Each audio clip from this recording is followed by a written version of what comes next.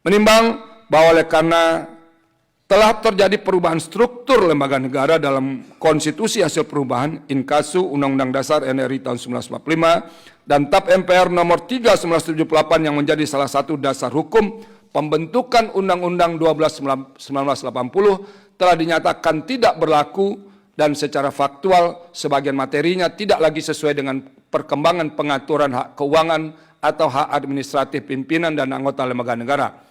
Oleh karena itu, dalil para pemohon yang menyatakan Undang-Undang 12 1980 telah kehilangan relevansinya atau out of date adalah dalil yang berdasar.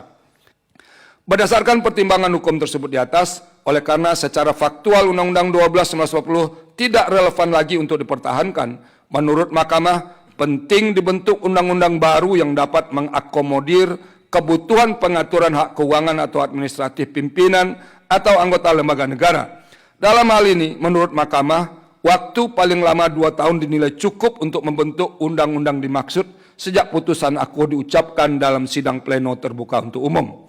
Selama waktu pembentukan dimaksud, demi alasan kepastian hukum yang adil, Undang-Undang 12 1980 masih tetap berlaku dan batas waktu 2 tahun tersebut sekaligus menjadi batas maksimal berlakunya Undang-Undang 12 1980. Dalam hal tidak dilakukan penggantian setelah waktu 2 tahun tersebut terlewati, maka Undang-Undang 12 1980 menjadi bertentangan dengan Undang-Undang Dasar NRI tahun 1945 dan tidak memiliki kekuatan hukum mengikat secara permanen.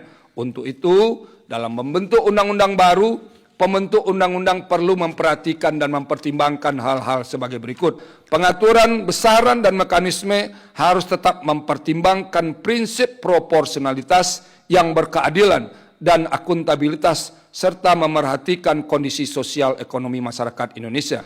Pengaturan perlu mempertimbangkan perihal keberadaan hak pensiun.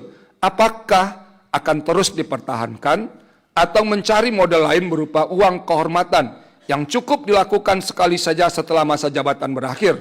Dalam konteks ini, lamanya masa jabatan termasuk periode masa jabatan bagi elected officials, selected official, dan appointed official menjadi faktor dalam penentuannya. Amar putusan mengadili 1. Mengabulkan permohonan para pemohon untuk sebagian.